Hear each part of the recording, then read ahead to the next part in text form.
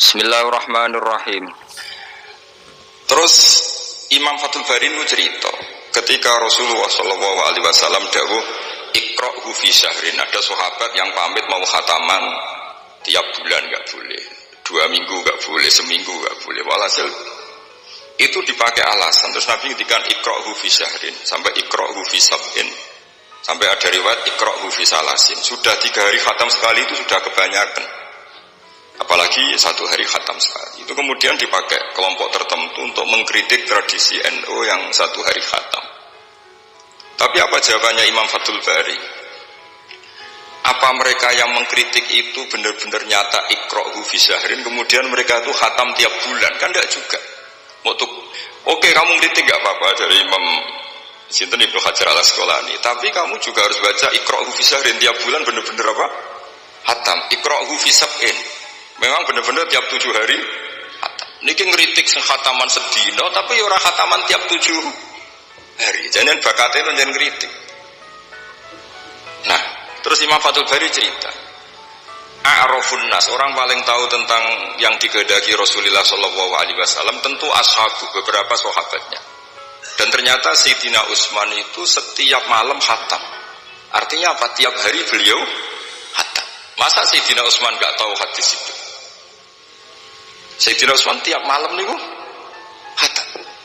Imam Bukhari rawi hadal hadis yang meriwayatkan Nabi itu melarang khataman keseringan, yang meriwayatkan hadis iqra'hu fi syahrin, iqra'hu fi sab'in. Beliau itu tiap malam khatam Quran, dan khusus Ramadan khatam 2 kali. Bukan krono order lagi, memang benar-benar khatam. Jadi pagi khatam, indal iftar, nanti khatam lagi sampai indas sahur. Sehingga terus mulai sanad kula dugi Mbah Dola, dugi Mbak Arwani Danten, lewat orang tua saya, lewat guru-guru kita, khataman tiap hari itu enggak punya akibat apa-apa. Karena itu ahwalu masyayikhina, itu sudah perilaku masaya-masaya kita. Terus ini yang perlu saya ungkapkan. Kemudian orang-orang yang kayak Mbak Minan itu ngalami toyul wakti. Gurunya Imam Sa'roni namanya Ali Al-Mursifi, ini cerita tentang Sirajul Qori, saraipun mantu Mas Hatibi. Di antara keramatipun guru Imam Sa'roni niku 1 hari itu khatam 360.000 1 hari. Sampai sembayang 360.000. Niku boten sampean takwil paling kulhu pengganti Quran. Boten, ya memang dibaca. Sampai muridnya Imam Sa'roni itu tanya, taqra'uhu bi harfin wa sautin, apa kamu baca dengan huruf juga ada suara jenengan? Naam. Kata beliau, maddawahi al-waqta, ini Allah memanjangkan waktu untuk saya ikroman di Rasulihi Muhammad SAW. Jadi beliau ngalami toyul wakti. Toyul wakti itu waktu diringkas sedemikian rupa sehingga beliau baca itu dalam waktu 24 jam ya kayak mungkin bagi kita ratusan tahun. Namanya toyul wakti. Nah, kenapa itu bisa terjadi? Terus kata-kata sarahnya Satibi tadi, Sirahul Juara, wa hadza amrun la tasa'ul uqul wa haduna minhu at-tasdiq. Ini sesuatu yang mungkin nalar kita tidak sampai, tapi sudahlah kita percaya saja. Nah, kenapa kita percaya? Karena Quran itu kalamullah sing aslinya itu laisa fi harfin wala sautin. Tidak melibatkan suara, tidak melibatkan huruf. Itu yang kalamun azaliyun. Kemudian orang ini ditarik ke Lauh Mahfud, kemudian dia ngalami yang seperti itu. Dan itu bagi orang-orang dekat Allah sah saja. Kuntu samahu alladzi yasma'u bihi wa basaruhu, seterusnya. Orang-orang yang dekat Allah itu ibaratnya mau melafadzkan apa saja itu sudah kayak mewakili itu. Kenapa begitu? Karena dia saking fananya pada dirinya sampai ya memang fana, sehingga ya dia sudah, tapi bukan manunggaling kawula Gusti boten. Misalnya begini, saya beri contoh. Andaikan sampean itu jadi wali, sebetulnya saya bilang andaikan ini su'uladab saja wali betul, tapi kayaknya kok belum meyakinkan. Andaikan dulu, urutannya andaikan dulu. Kalau sampean jadi wali, itu nggak tahu bedanya antara ayam itu melahirkan telur atau telur lahir dari ayam dengan ayam itu lahir dari batu. Itu nggak tahu bedanya. Apalagi Nabi. Nabi itu malah nggak kepikiran kalau itu ada bedanya. Kenapa? Ketika kamu percaya kudroh azaliyah sing ghairu mahsurah, kamu percaya kudrohnya Allah Ta'ala itu tamah sempurna, itu kan sampai mesti berpikir, memangnya ayam bisa bikin telur? Memangnya telur punya kemampuan apa untuk menjadi ayam?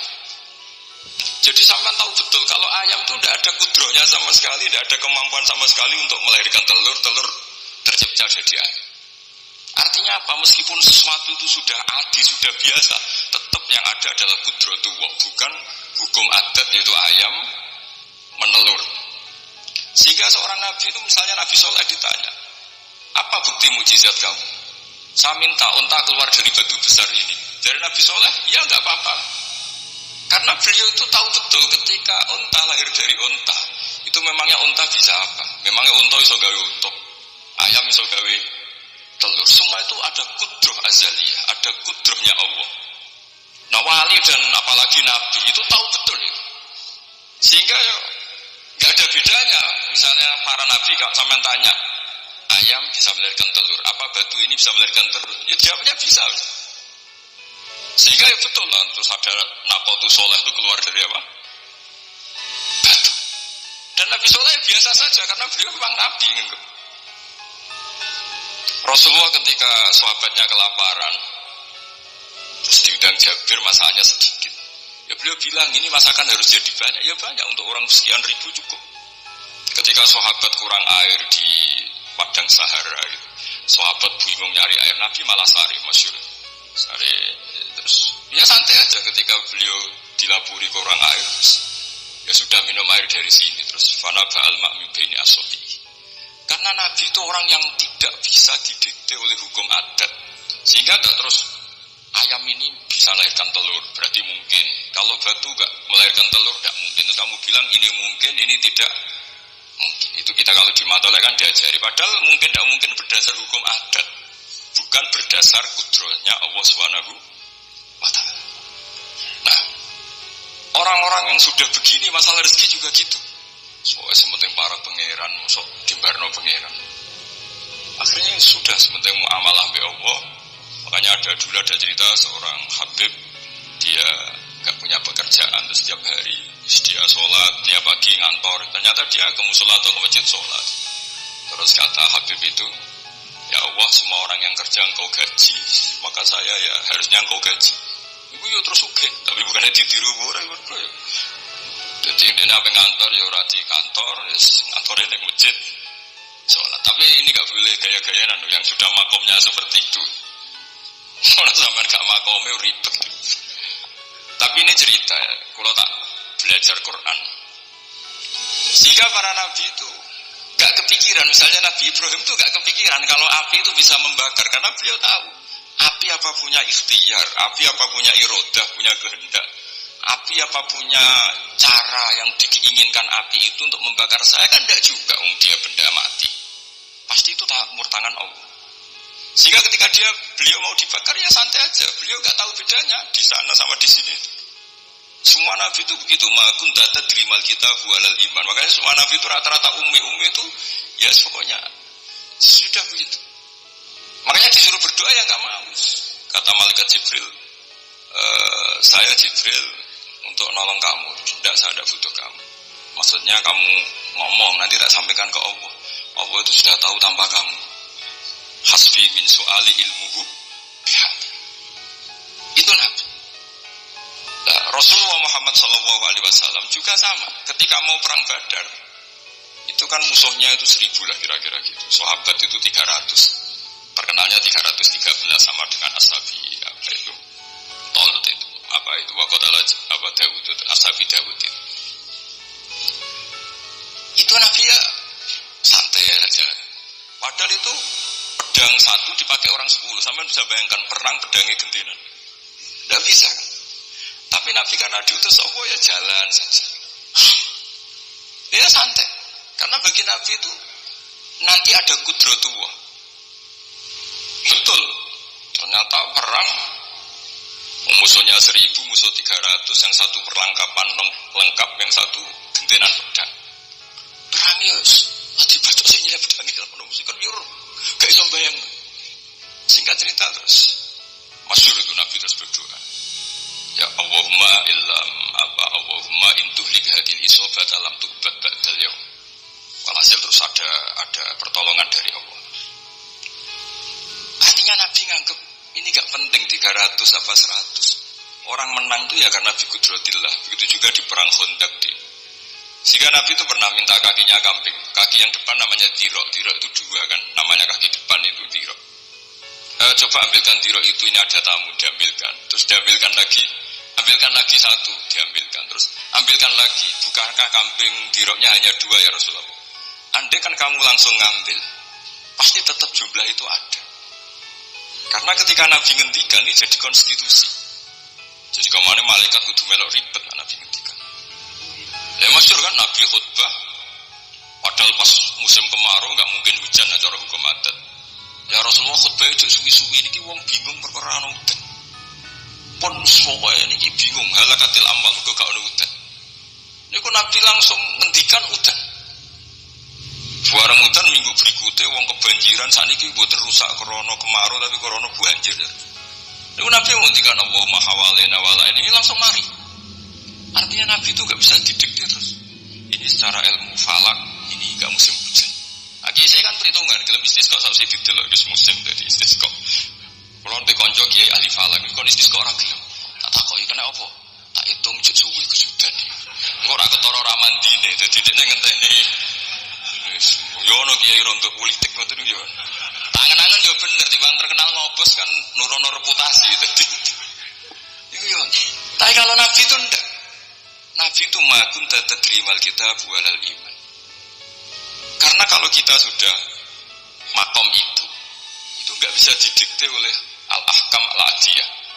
Nak pite mulai rondo bentuk dari pite. Makanya ketika ada kitab Al-Fusulul Hamidiyah, hukum adat itu telah membodohkan kita lama sekali sehingga Anda tidak bisa percaya kudroh tama. Dan ini kaitannya formal baminan ini nanti tentang Quran. Nanti jenengan melihat mukjizat terus gampang sekali. Terus kata Imam Al-Fusulul Hamidiyah ngendikan, umpama klungsu itu biji asem nih. Andai kan tidak pernah terjadi klungsu itu jadi asem yang besar, kemudian buah, kemudian macam-macam lah, ditabak berkongati masalah tenan. Terus itu gak pernah terjadi. Terus akhbaro kamu birun, terus kamu diberi cerita orang, ini klungsu ini bisa jadi pohon besar sekali suatu saat. Kamu pasti tidak percaya. Oh ini mohal, masa barang kecil jadi besar.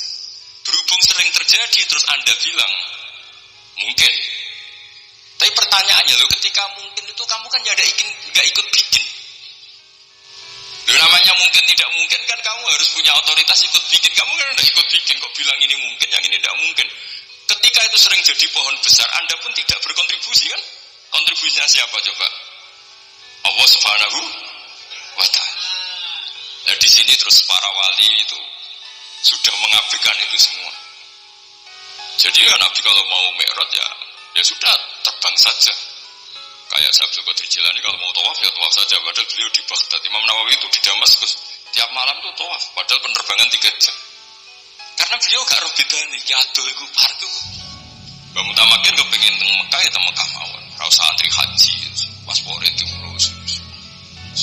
Kondo Mas Nadi pun kondo menak nunggu terus sama. Mboten sama. Ini cerita wali mboten. Artinya orang-orang ahli Quran itu sudah ke makom itu. Sehingga ya coba warai, nak tengok-tengok nang omah terus rezekine piye, ya coba warai ngono kok dadi goblok malah niki pun makomnya seperti itu. Dan kita harus berlatih. Kalau kita tidak berlatih maka ilmu ini akan hilang. Itu tadi, terus kita didikte hukum adat, seakan-akan hukum adat ini memenjarakan kita, memasung kita, kemudian kita sampai nanti ada mukjizat. Naqatus Soleh keluar dari As-Sokhra, dari batu besar kita janggal. Nabi Ibrahim dibakar oleh api kita apa? Janggal. Sebetulnya itu kalau pakai, makanya di Matolek, di semua pondok diajarkan ada muhal akli, ada muhal apa? Adi. Kalau muhal adi itu ya sebetulnya ada muhal. Cuma secara adat itu jarang apa terjadi. Tapi kita harus mulai berpikir, dilatih. Ketika telur jadi ayam, memangnya dia punya ikhtiar kan enggak? Tetap di situ ada kudratullah. Nah kalau sama-sama kudratullah, bedanya apa? Telur keluar dari ayam sama telur keluar dari batu. Kan sama-sama yang menentukan adalah Nah di sini ini latihan tauhid. Terus yang terakhir untuk sering baca Quran secara fasih, secara benar, secara apa? Ini saya cerita min haisul makna ya. Itu sesuatu itu dikembalikan pada yang punya. Saya beri contoh ya. Kalau sampean saya tanya, mik ini kan dari besi sama ini masker dari kertas, dari kain. Ini kuat mana? Pasti sampean menjawab kuat mik, karena ini materinya dari apa? Besi. Tapi Anda salah. Artinya salah itu, ya sebenarnya cerdas tapi lagi setengah. Yang benar adalah ya terserah jenengan kesungkinan yang megang. Bisa saja ini masker tak rencanakan, tak awetkan, tak simpen, tak museumkan. Saya punya rencana menghancurkan mik ini. Berarti nanti awet mana? Dinosaurus itu konstruksinya lebih kuat, tapi Allah menghendaki habis-habis. Pitik sing ngono iso nganti saiki. Nah, kira-kira seperti itulah hukum Allah. Karena agama itu apa? Jadi ya mambiati malakutu kulli syai'. Agama itu berkeyakinan kalau ya terserah yang punya. Jadi kalau di depan agama, kamu tidak bisa bilang ini lebih kuat dibanding ini, tidak bisa. Tetap terserah yang Jadi kalau jenengan cerdas betul ditanya, mik ini sama masker kuat mana? Terserah jenengan. Atau kalau enggak, wallahu a'lam. Karena memang, iya, apa artinya ini lebih kuat, tapi saya punya rencana menghancurkan. Tapi ini lemah, tapi aku punya rencana tak awetkan. Nah, seperti itu harus dilatih supaya kita terbiasa iman itu bil bayyinah dengan argumen-argumen yang kuat. Karena memang syaratnya iman menurut banyak ulama ya, lam yakunil ladzina kafaru min ahlil kitab wal musyrikin munfakina hatta ta'tiyahumul bayyinah. Jadi sehingga semua rasul itu punya kecakapan itu. Makanya nanti kalau suatu saat dengan dekat ajal, dekat apa, itu harus begitu juga dilatih. Ketika saya hidup ya tidak bisa mengatur kehidupan saya, cara kerja jantung, cara kerja organ tubuh kita. Sebenarnya kita hidup kan hidup saja, kita tidak tahu kenapa hidup. Tapi sawangannya nak semangat menjaga kehidupan. Sawangannya nak berobat menjaga apa? Kesehatan. Tapi kita bisa apa di depan kudratullah? Jadi harus dilatih terus. Karena ini ngaji bagi yang ahli Quran itu sekolah suwun adat kados Mbah Minan, Mbah Dimyati, beberapa ulama yang enggak keluar kamar itu mulai dulu juga ada. Itu juga satu manhaj. Karena sudah asik dengan Allah maka asik mengalami wahsah dengan yang lain. Tapi juga ada ulama yang milih kumpul orang banyak sehingga manfaati orang banyak. Dan menurut saya figur-figur di kajian itu sudah sempurna lah. Ada model Mbah Dola, Mbah Sahal, Mbah Minan sendiri tertutup, tapi Ibu Umi Tuha sosialisasi kiroati kemana-mana. Sehingga ini pelajaran bagi kita bahwa pilihan dekat Allah itu variannya banyak. Yang penting ikhlas sambil terus belajar mendengarkan makalah-makalahnya ulama. Karena makalah ulama ini penting. Kita kalau nggak diwarai ulama itu tidak bisa cara berpikir bersanad. Saya sering didhawuhi Mbah Mun, ihdinas siratal mustaqim itu siratal ladzina an'amta 'alaihim. Kenapa tidak siratoka jalanmu ya Allah? Fa inna Allah ta'ala la ya'kul wa la yashrab wa la yanam. Allah itu tidak makan, enggak tidur, enggak apa-apa. Terus kita bisa niru apa, Pak? Tapi kalau siratal ladzina an'amta 'alaihim artinya thariqullah adalah dengan mengikuti orang-orang yang telah diberi nikmat. Jadi kita niru Mbah Dola, niru Mbah Arwani, niru orang-orang baik. Karena kita enggak bisa niru Allah. Makanya setiap Allah cerita orang kebaikan, cerita kebaikan itu pasti cerita aktor-aktornya. Ulaikal ladzina an'ama Allahu 'alaihim terus minan nabiyyin. Terus itu aja diceritakan keluarganya min dzurriyyati Adam wa mimman hamalna ma'an supaya orang itu hormat sama leluhur. Saya kenapa cerita Mbah Mutamakin bukan tafakhur bin nasab bahwa kita soleh begini tuh barokahnya doanya orang-orang dulu min dzurriyyati Adam wa mimman hamalna ma'an. Masih diteruskan wa min dzurriyyati Ibrahim wa Israil. Baru soleh secara umum yang tidak perlu nasab wa mimman hadaina wajtabaina. Jadi Allah menghormati nasab sampai seperti itu. Sehingga rata-rata orang-orang soleh itu ya babanya soleh. Mosok turunane sing wakaf masjid sing kiai puluhan tahun kalah mbek wong sing dadaan dadi kiai. Yo ketoke ora pati fair ngoten. Iki mboten kok urusan kula fanatik nasab nggih.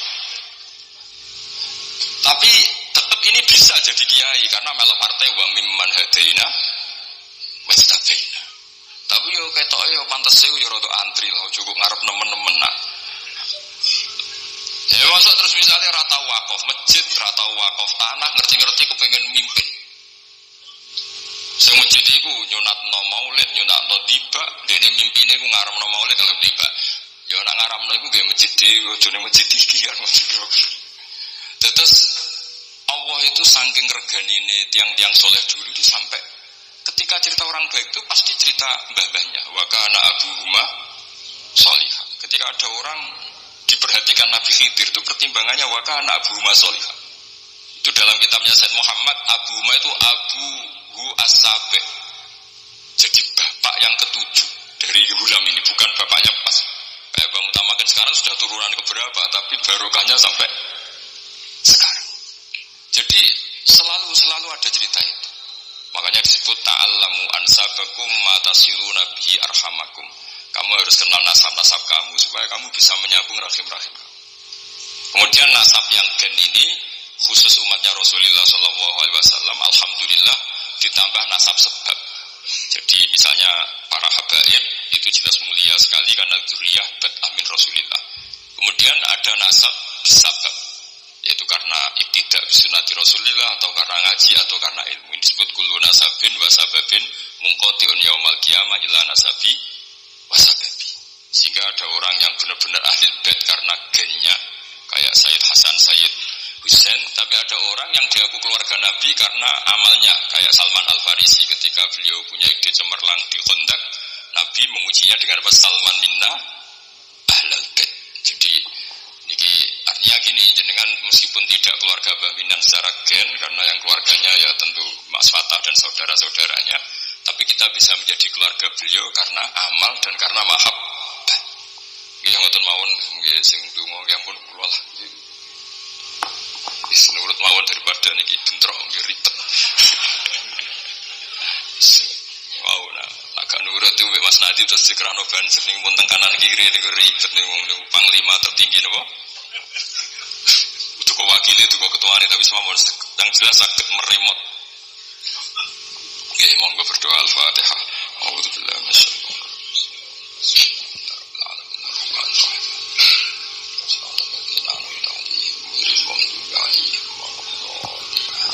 Bismillahirrahmanirrahim. Nahmaduka ya ghafuru ya syakuru ma shalli wa sallim wa barik ala habibika Mustafa Muhammad wa ala alihi wa barik wa sallim asma'in.